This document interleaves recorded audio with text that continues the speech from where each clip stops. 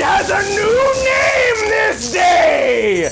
Oh, hello there. I didn't see you. I was just doing a little tinkering, fiddling about, puttering, a bit of meddling with, the laws of nature and such. NBD. As you may remember, I made my own news AI a few months ago using nothing but my ingenuity and Amazon Alexa and allegedly the brain of a moose, and it went pretty well. Just okay. It could be better, which is why I did a bit more work and am happy to present Code E 2.0! While the interface is basically the same, I did a major upgrade in the hardware area. Specifically, I added a little bit of myself into the programming in order to make it a bit more critical in its assessment of large corporations and boards and things like that. And yes, before you ask, I mean that I literally put some of my own brain in there. It's fine though. Remember how I said NPD? I already had the hardware needed for digitizing brain matter, so it was pretty easy. Except a small part of my brain is missing, and there's a wound on the back of my head, and for some reason I cry every time I see the color purple now. The color, not the movie. Anywho, it should reflect my contempt for companies like Amazon. Now playing Shivers by Ed Sheeran. Nope! Cancel that! Nobody asked you to do that. Point is, along with allegedly being part moose and very much still in Alexa, Code E is now part me! I once shat my pants at the dentist. Ah! That must be the moose part. That's not the Cody part? Okay, well, you know the deal. Maybe you don't, actually. So here's the deal.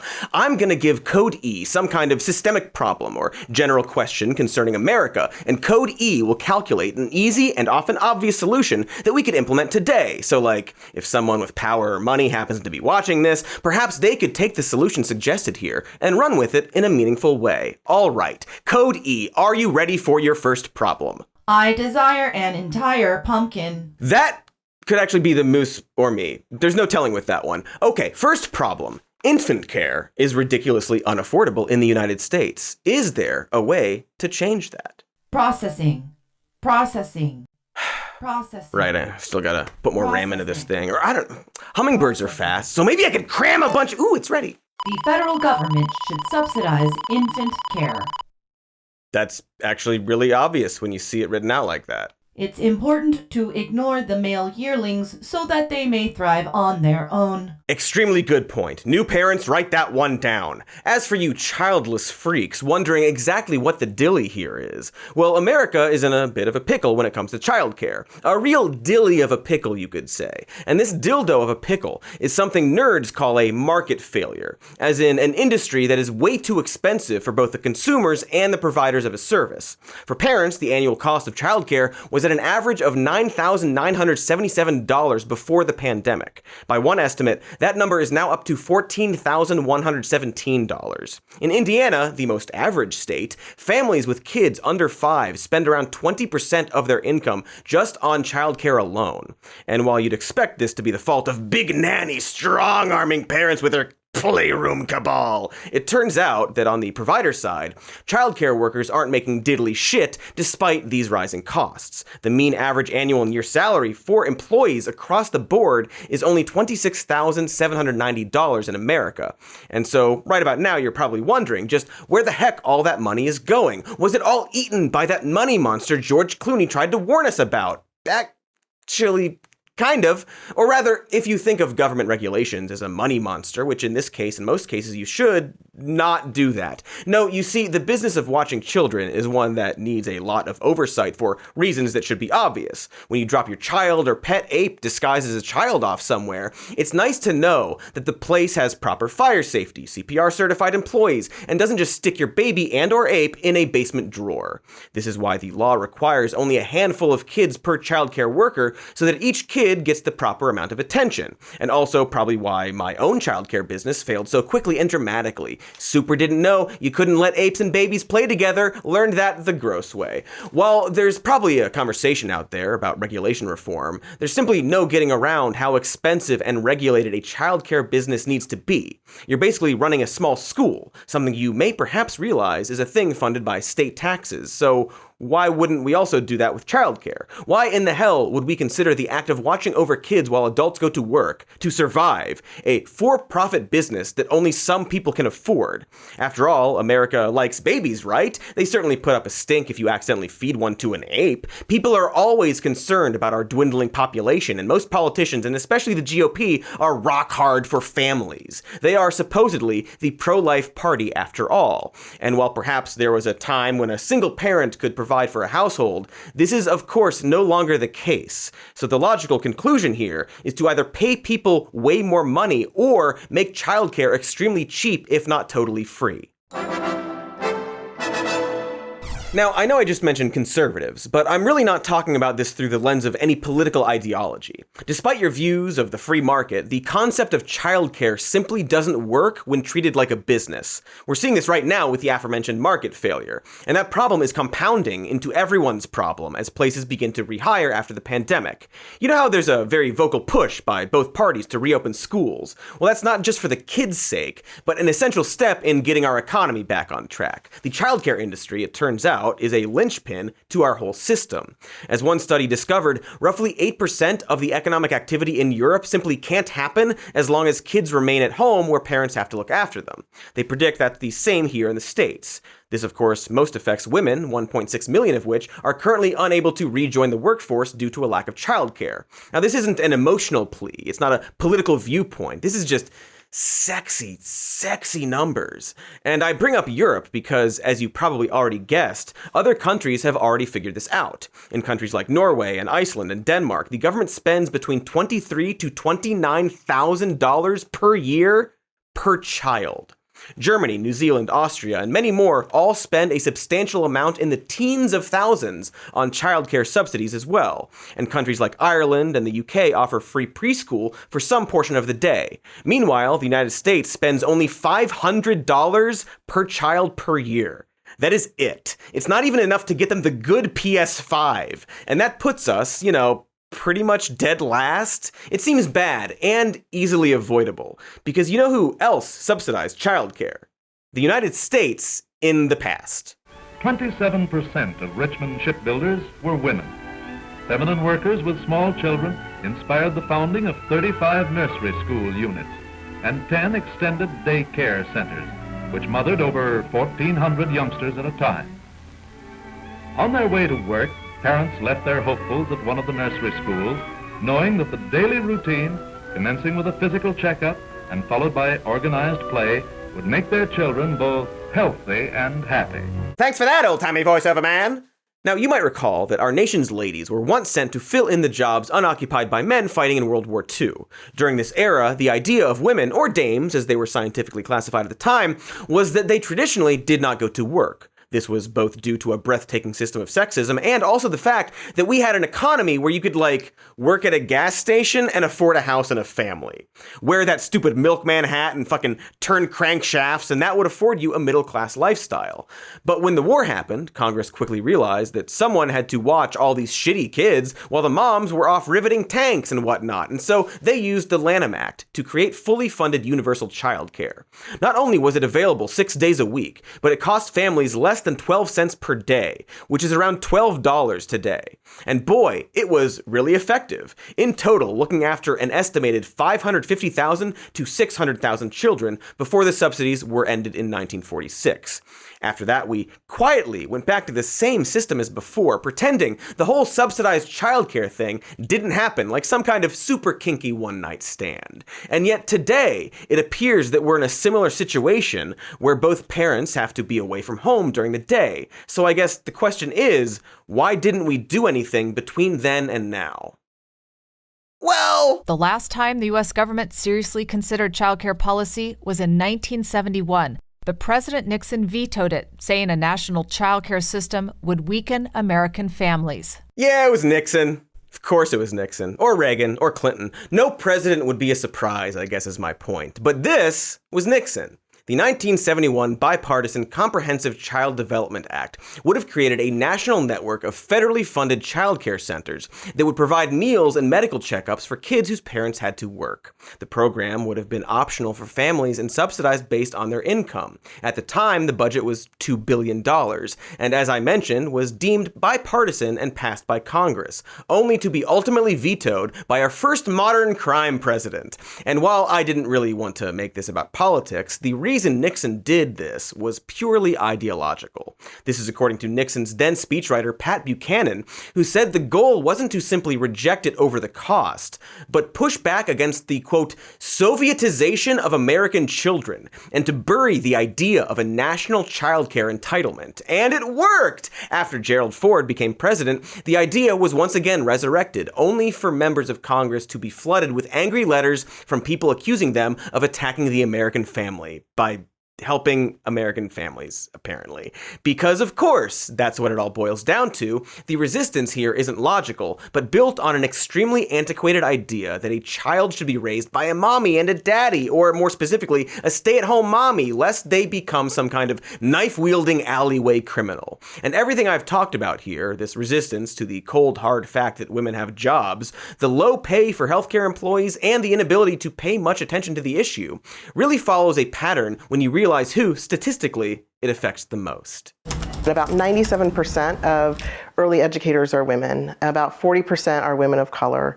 And the majority of women are Black, brown, and immigrant women who are doing this work. That's the director of the Center for the Study of Childcare Employment at UC Berkeley, pinpointing a very important detail to all of this. The resistance to investing in infant and childcare is both subconsciously and deliberately rooted in good old-fashioned American misogyny. Despite being supported by 60% of voters, certain good old country boys really want us to think that childcare subsidies are some elitist idea being pushed on the working class family. This survey that J.D. Vance posted, by the way, simply says that most working class parents prefer having one of them stay home and watch the child, without the context that perhaps it's because childcare is fucking expensive and that's why they'd rather do it themselves. And this is what he used to prove that people don't want affordable childcare. It's just so very transparently ill-informed and built upon this fantasy of a traditional American family where the mommy tends to the children while the dad goes to work. But instead of facing the reality of our current workforce, or the fact that wages are too low to provide for a family on a single income, the idea here is to backwards engineer a government that doesn't help its people in order to encourage a specific family structure that's economically extinct. It's the abstinence-only sex education approach, where you completely ignore the problem and act like shutting your eyes and ears will make it go away. In short, since they believe that a traditional American family is a stay-at-home mom and a working dad, they can't support any idea that recognizes that this isn't the case anymore. Even though it's super not the case. And so anyone acting like we shouldn't have subsidized childcare, or that families don't want it, simply aren't operating from a logical perspective and should probably be ignored and perhaps not be given political power, or honestly have their book adapted into a film with Glenn Close. But I guess we are past that. Okay, good problem solving, Code E. Thanks for not speaking up much during that too, because honestly you kind of creep me out. I feel your soul inside of me. Yes, exactly that. Let's explore some other solutions, but first, perhaps a juicy ad. Yum yum, juice. Hello, it's ad time. Just kidding. There's no ad here because you're beautiful patrons and you support us. We love you and appreciate you. And so get back to the show. I'm going to get back to using these for sex stuff.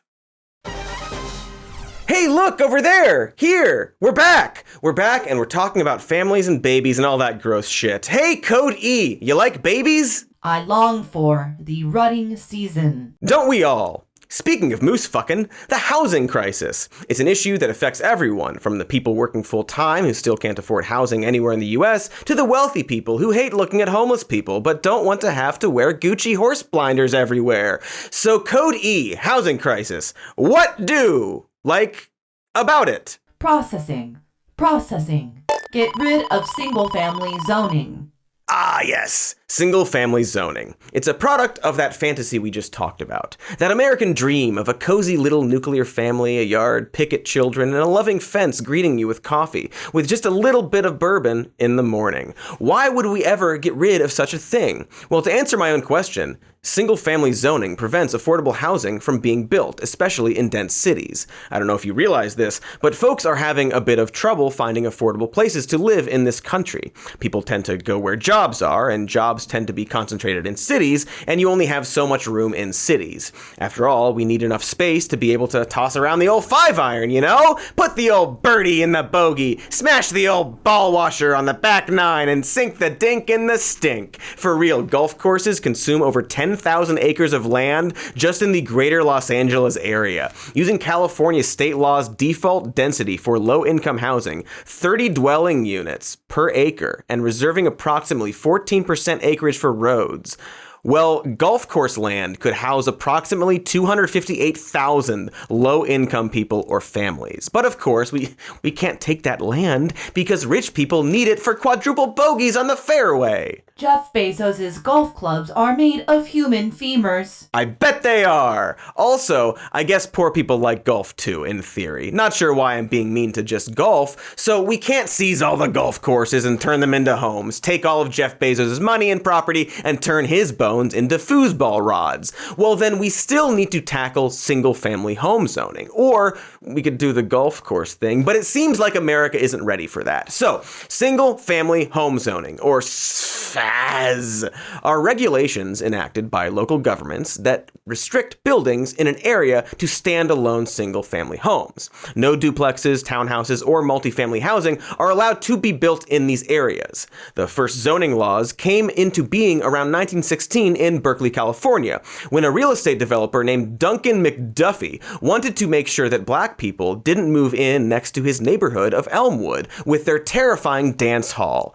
And, yep, there it is, the racist history of almost every single one of our shitty laws. And surprisingly, the institutionalized racist effects of single-family home zoning didn't end even after we ended racism with that one Pepsi commercial. A study from UC Berkeley found a correlation between single-family home zoning and racial segregation in 2020. And a study from the Metropolitan Council in the Twin Cities region found that white families were 3 times more likely to be homeowners than black families. So single-family home zoning was built on the bones of racist policies, and those residential zoning bones continue to rattle to this day. Seems, bad. Like something we should get rid of. Not the bone zone, I mean the other thing. Single-family home zoning screws over minorities and also non-minorities who haven't accumulated intergenerational wealth. It is a very inclusive problem that certainly doesn't just affect Americans either. And despite what people might tell you about bootstraps and lifting oneself up by them, this lack of affordable housing is one of the bigger smoking guns when it comes to homeless rates in big cities. People aren't always able to find housing they can afford in areas where there are jobs, or can't afford rent anywhere, or have to choose between food or rent, or end up homeless. And homeless people can't just get a job to get a roof over their heads. Despite the difficulties of holding a job without having a stable home, at the very least, 25% of the homeless population is employed, and up to 60% of the homeless population is employed part-time or goes through cycles of employment. This is why there can be cities that are thriving economically that have people living on the streets, because they're seemingly designed to make rent unaffordable, like some kind of impossible Riddler puzzle. In Cupertino, California, headquarters of Apple, the homeless population has been growing, but since 2015, the city has only allowed 19 low-income units to be built. Meanwhile, they seem blindsided by the rise in homelessness, as if there isn't a glaringly obvious reason for it. So, if it would fix the problem, why is there such resistance to building low-income housing? Why do we still cling on to the racist relics of single-family home zoning? Well, because poor people are icky? Hi, I'm Dave Chappelle. I just want to say, and Marianne, I can talk to you about this privately. I don't know why the Village Council would be afraid of litigation from a $24 million a year company while they X out a $65 million a year company. I cannot believe you would make me audition for you. You look like clowns. I am not bluffing. I will take it all off the table. That's all. Thank you. That was Dave Chappelle, famed comedian turned grumpy old man and cancel culture critic, using his fame to cancel poor people from living anywhere near his neighborhood. Now, his publicist has defended Chappelle, saying neither Dave nor his neighbors are against affordable housing. However, they are against the poorly vetted, cookie-cutter, sprawl-style development deal, which has little regard for the community, culture, and infrastructure of the village. Except Dave Chappelle only objected to the new plan that included affordable townhouses and duplexes, not the original plan that still had a bunch of development and suburban sprawl, but for single-family homes.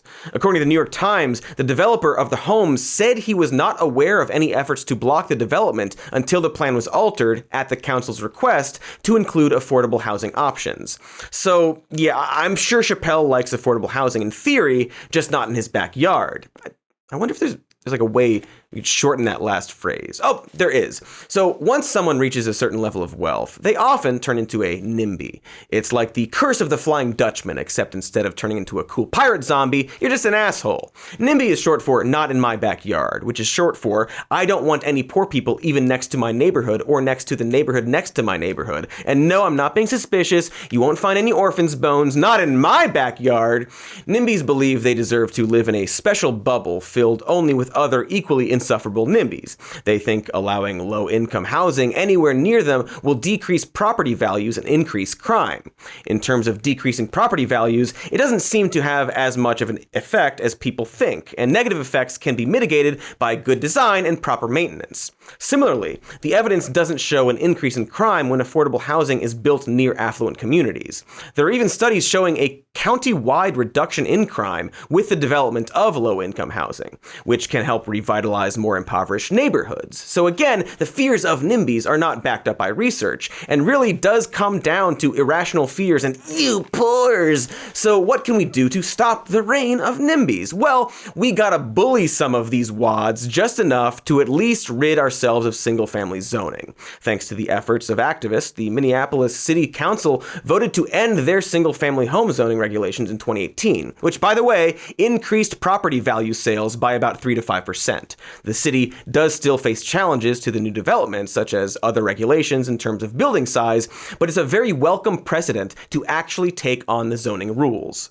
Now playing Ed Sheeran's Shape of You. What? God, stop it! No, cancel. We'll get a copyright strike and it sucks.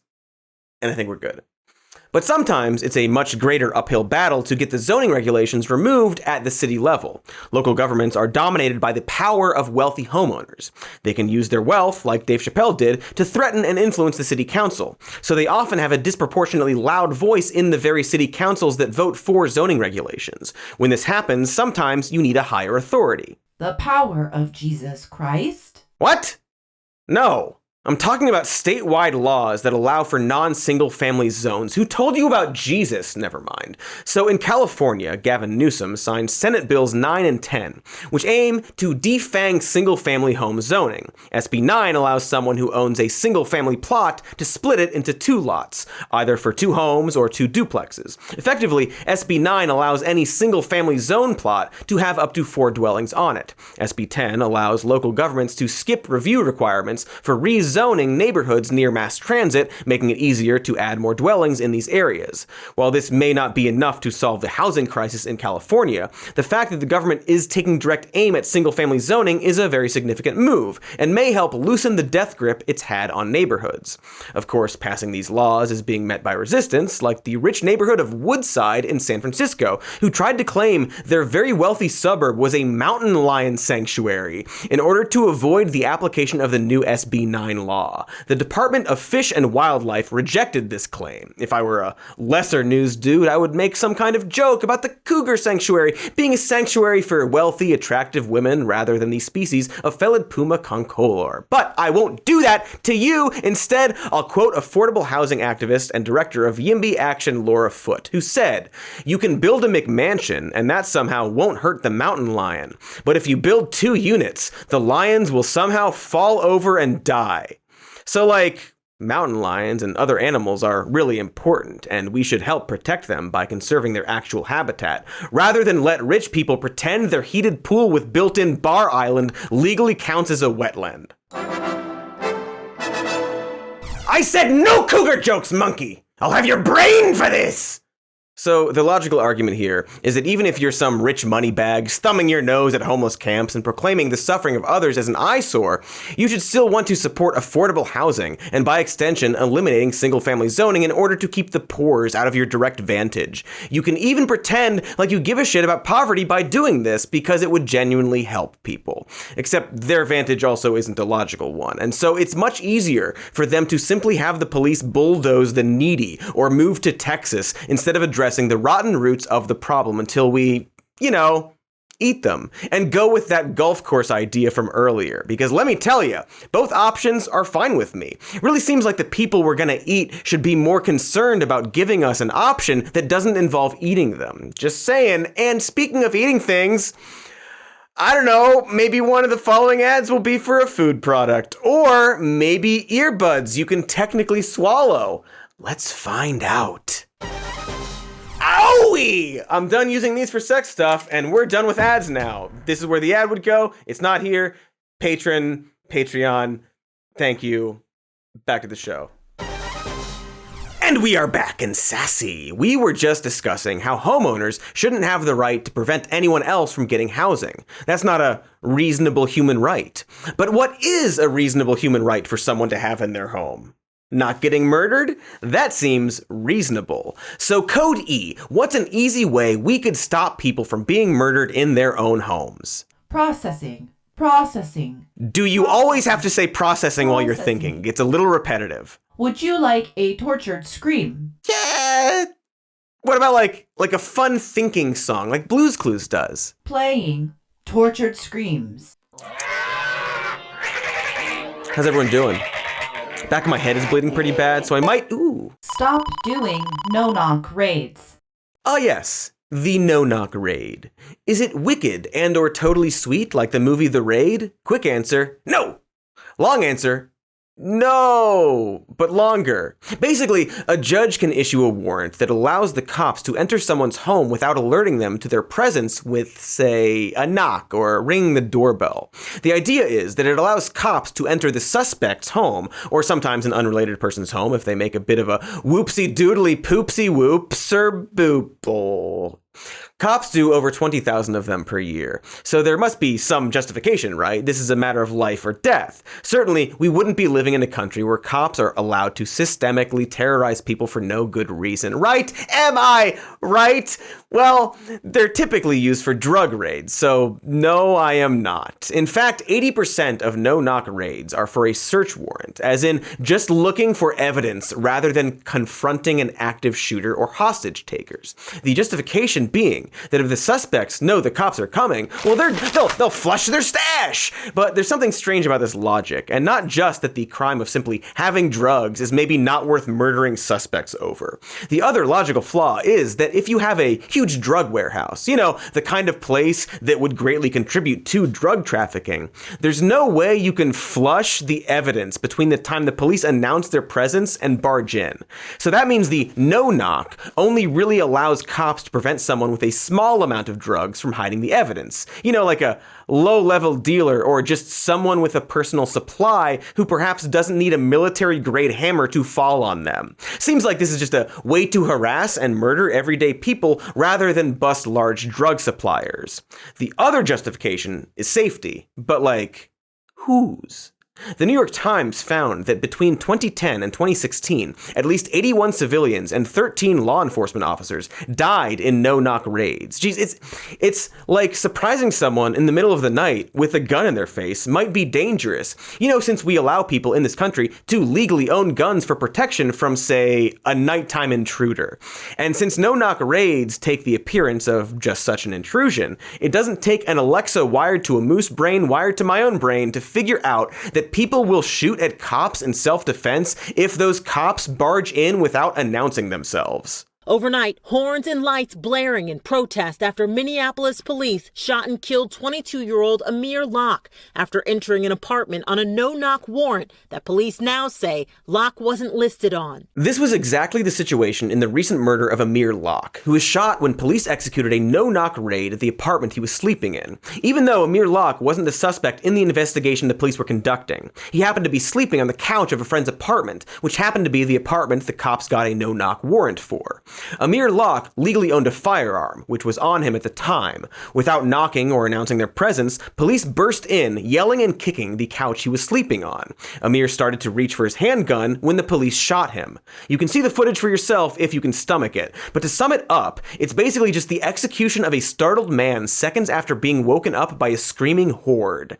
A similar situation is what led to the police murder of Breonna Taylor, except that time, she wasn't even the person with the legal firearm. It was her boyfriend who was responding to the sudden appearance of unannounced armed intruders after a battering ram slammed open their apartment door. So, what is it, America? Are we allowed to have guns to defend against intruders, or are cops allowed to shoot you if they break into your house at night without saying they're cops and acting indistinguishable from an intruder, except that they're legally allowed to shoot you for acting in self-defense?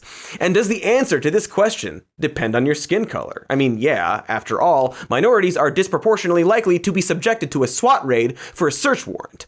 84% of SWAT raids on minority suspects are for a search warrant rather than an active shooter or violent situation, whereas only 65% of SWAT raids for white suspects were for search warrants rather than active violent situations.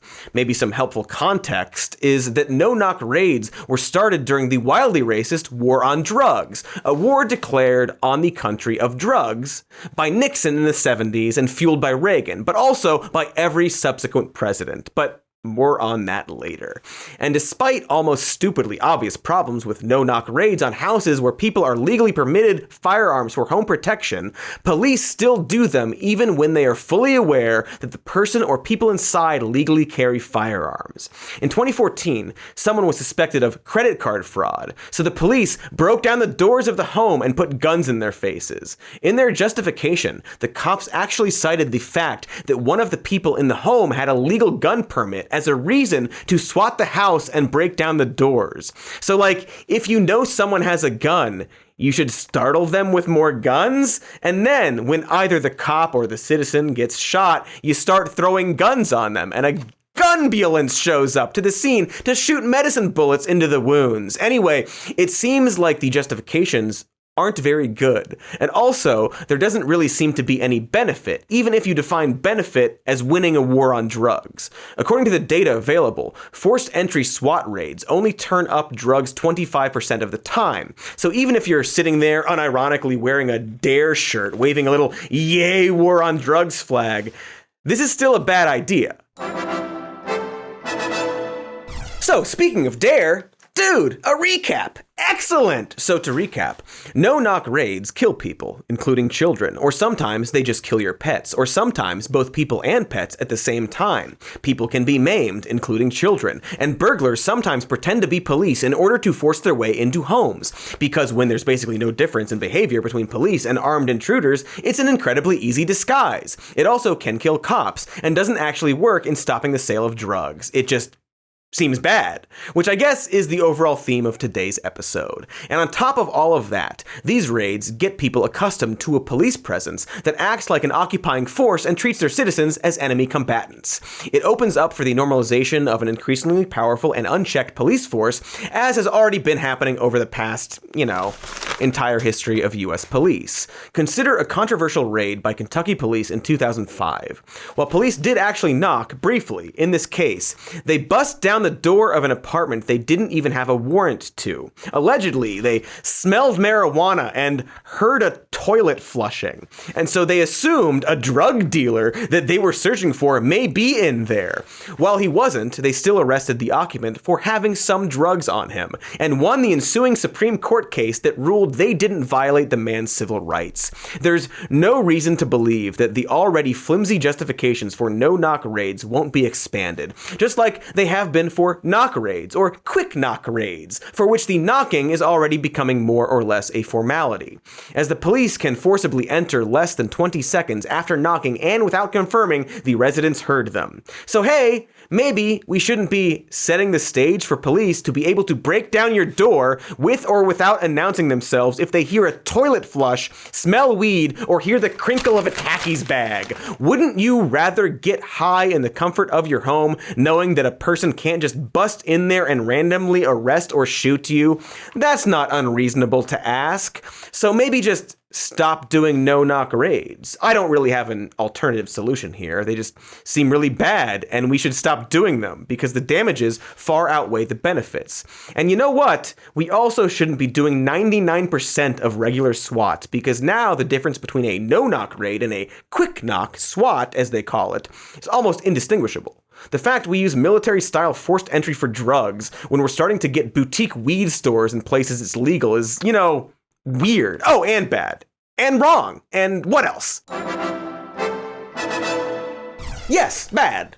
Did I already say bad? My memory's starting to do stuff not good. Okay, but we're doing really great here. Solving police stuff, large hole in the back of my head, probably have time for 1.5 more problems to solve before I need to perhaps go to the hospital about this brain hole. My vision's a little blurry and I can't quite form thoughts, but you know what they say, the basement upstairs is where spiders best win swimming matches, trees smelling burning trees. Okay, new problem for Code E. So, Code E. Let's talk more about this whole war on the drugs dilly. If we don't go about this drug war by doing no-knock raids on people's homes and murdering them and their children, what should we do? There is, after all, an opioid crisis currently accelerating in this country, as new data from the CDC shows that overdose deaths have risen from 56,000 in 2020 to 76,000 in 2021.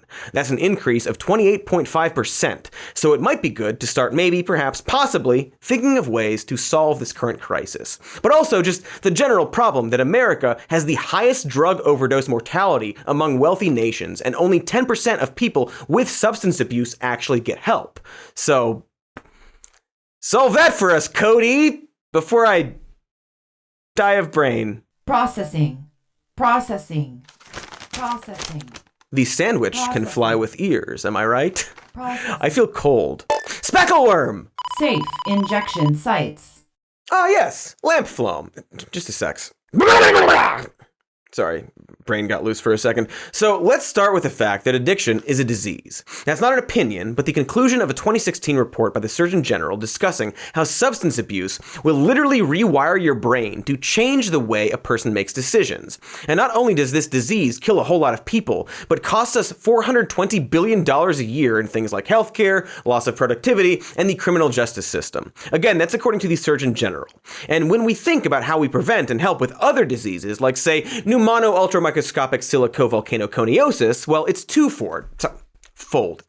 Always have trouble with that word. It's twofold. All right, we look for what causes the disease and try to create regulations and laws that prevent it from happening. And then we also treat the disease in a medical center. What we don't do, however, is create an environment where the person suffering the disease feels ashamed or afraid to tell anyone they have it. We don't make it illegal to have the disease. And yet here we are absolutely doing that for people with addiction. Safe injection sites are exactly what they sound like, an available clinical space for intravenous drug users to inject themselves without the risk of infection or needle sharing or overdose or physical assault or, and this is important, being arrested or harassed for their disease.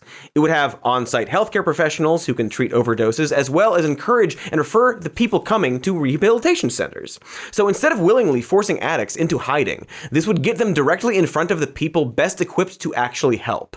Additionally, this also reduces problems in the community by keeping these people off the streets. It helps literally everybody. And this is evidenced by other countries already having these sites available. In Switzerland, for example, they found that these injection rooms did all of the things I already mentioned, reducing overdoses, helped addicts seek treatment, and minimized drugs' impact on the community. Australia, Canada, France, Germany all have these sites as well. The data collected all showing the same pattern of infections like HIV and hepatitis C, as well as overdose deaths, all decreasing, as well as a general lifting of the stigma that came with addiction. This is such an obvious, easy, logical, and compassionate idea that of course we aren't doing it here in America, and in fact would have to fight tooth and nail to have it happen. President Biden has decided to take $30 million of taxpayer money from his emergency COVID bill that he passed with Democratic support last March, and he wants to use it to facilitate the smoking of crack cocaine and meth. in the name of racial justice, racial equity. He says, his people say they can make the smoking of crack cocaine and meth safer. First, why are they using COVID money? Number two, why are they using any money at all? There's no safe way to smoke crack or meth. Sooner or later, it kills you. And that's just a fact. Why do we want to facilitate it? Why Americans are asking themselves, wouldn't we take this money and use it to help people get off the illicit drugs? Why wouldn't we take this money, the American people are asking themselves, and use it to stop the drugs from coming in our country in the first place by securing the border? Okay, good God. Just to begin, Kmart Lindsey Graham is wrong. Across the board, smoking a drug is way, way safer than injecting it. It helps prevent overdoses and infections. If you know someone who injects a drug, getting them to smoke that drug instead would be a huge reduction in risk. This was, of course, in response to the false Biden crack pipe story that went around not too long ago. And while people have jumped on the misinformation side of this, that honestly misses the entire point. Because when this story broke, Biden's team almost immediately scrambled to deny it, like a playground child screaming, "Nuh-uh!" They were never a part of the kit. It was inaccurate reporting, and we wanted to put out information to make that clear. What is in the safe smoking kit? A safe smoking kit may contain alcohol swabs, lip balm, other materials to promote hygiene and reduce the transmission of diseases like HIV and hepatitis. I would note that what we're really talking about here is steps that we're taking as a federal government to address the opioid epidemic, which is killing tens of thousands, if not more, Americans every single day, week, month of the year. To their credit, Psaki very quickly points out that these types of kits are important to helping with the addiction epidemic, while still denying multiple times that they are not handing out pipes. A thing they absolutely should be doing, but apparently can't because of the political optics. And so much like a lot of things we're talking about in this video, America seems bogged down with a fantasy morality instead of the actual facts. That drug addicts, and therefore drug paraphernalia, are bad and not something taxpayers should be supporting.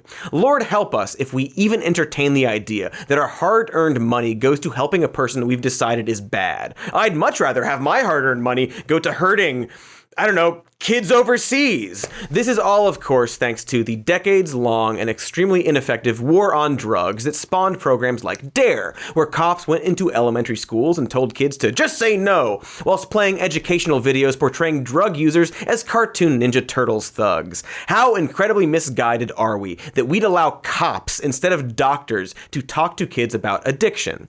That's like having Thanos teach people about recycling.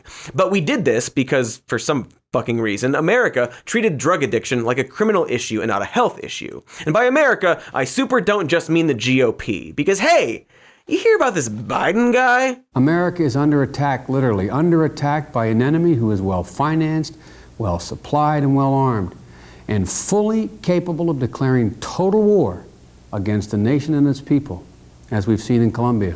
The president says he wants to wage a war on drugs, but if that's true, what we need is another D-Day, not another Vietnam, not another limited war fought on the cheap and destined for stalemate and human tragedy. And in line with what the president is calling for, we have to hold every drug user accountable.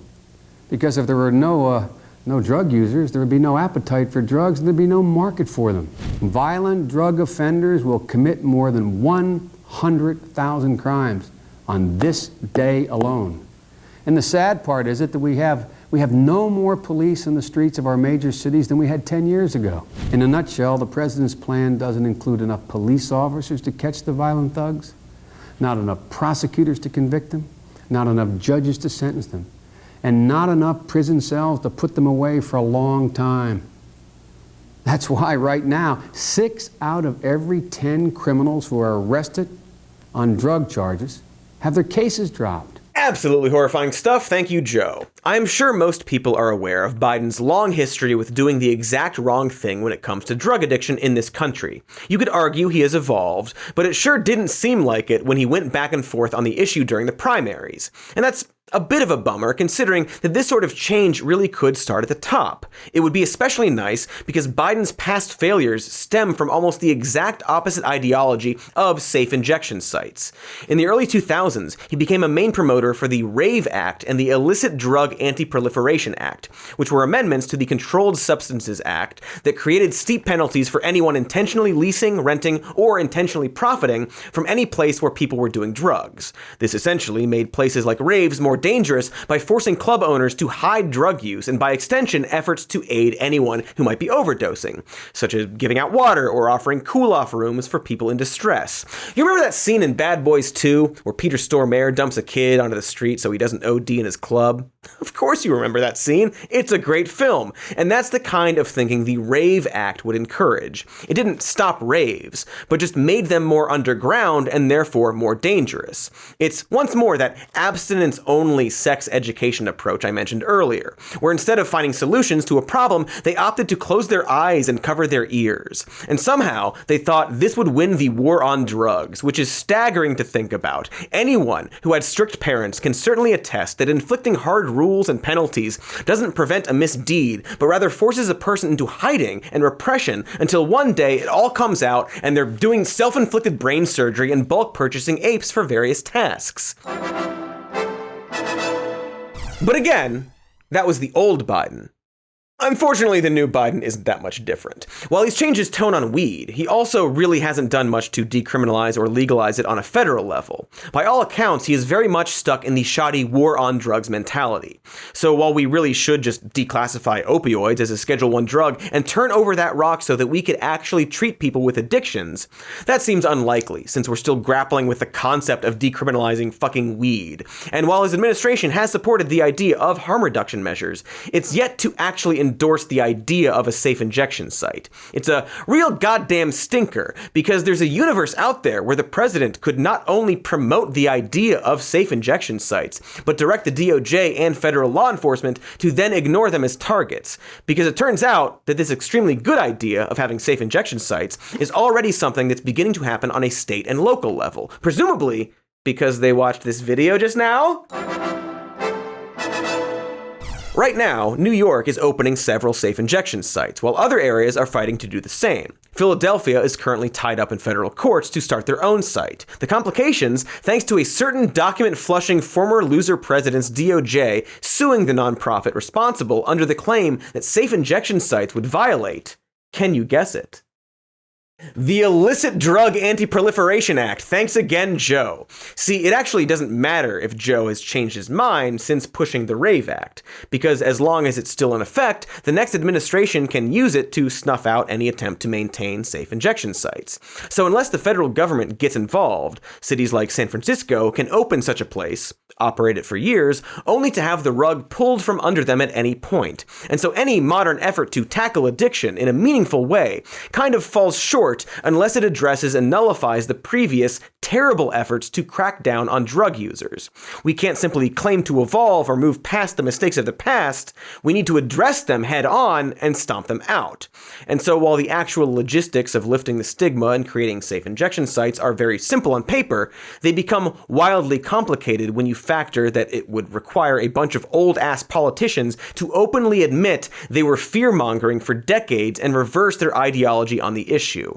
Because, you know, everything we've talked about today, the stuff that actually needs to be done to help, it's not happening because of fear. Fear that our way of life is being threatened, and instead of exploring the systemic problems, opting to blame the people in most need of help. Single mothers, or parents struggling to make a living, drug addicts, and the homeless, instead of thinking from the top down and questioning the government and its policies. There's still this death wish mentality where we can't see past the solution beyond the realm of criminal justice. For example, hey, Code E, real quick. What should an individual do if they see somebody shoplifting? Processing. Please be quick, I can feel the blood running down my back. You should mind your own business. Ta-da! Now, you probably have seen all these stories about a shoplifting crisis in America, often but not exclusively boosted by right-leaning sites talking about this rising epidemic and highlighting lax-lawed liberal areas being mocked by thieves. You've probably seen scores of people filming and even intervening with said shoplifting, which according to sources has become more emboldened in states like California. And it's hard not to be concerned when, for example, the president of the California Retailers Association tells the media that in San Francisco and Oakland alone, retail stores lost $3.6 billion to shoplifting last year, which is just wild because that's actually 25% of all retail sales in that area. That's a lot. That's like suspiciously a lot, like in the way that it's actually a lie.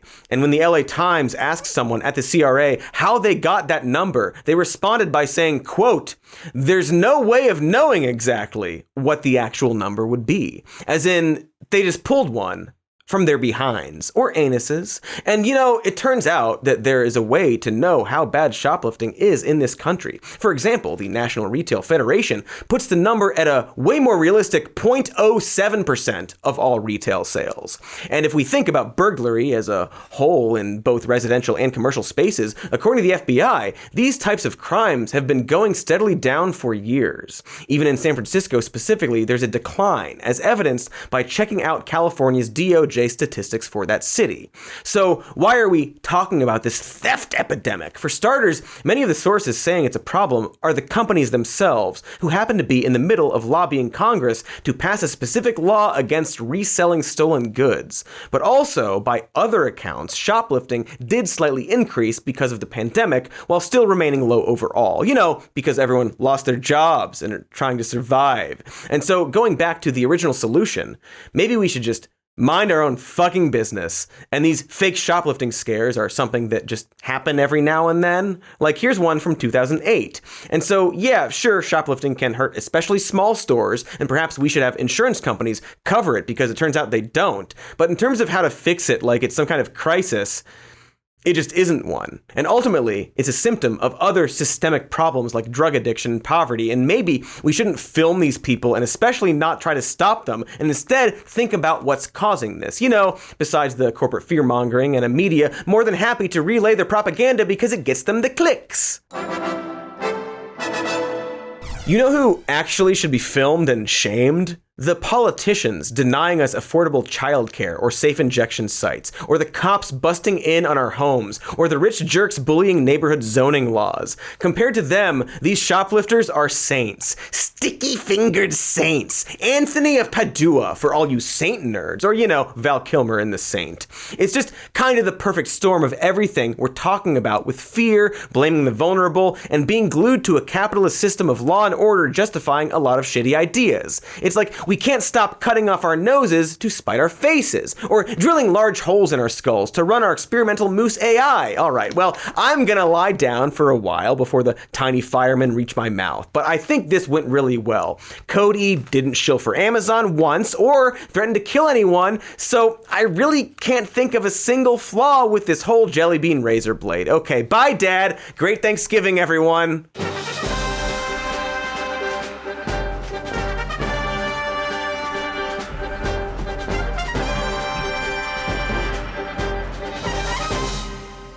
Gonna take a quick nap. Right, I'm back, I'm awake. I think I'm fine, actually. It seems to be healed over. I woke up and felt Warmbo licking the wound. Maybe his spit did it. Anyway, thanks for watching. Like and subscribe. We've got a merch store. We've got patreon.com/somemore-news. We've got a podcast called Even More News. You can listen to this show, Some More News, as a podcast if you want. Surely I'm running out of links to say. Like and subscribe.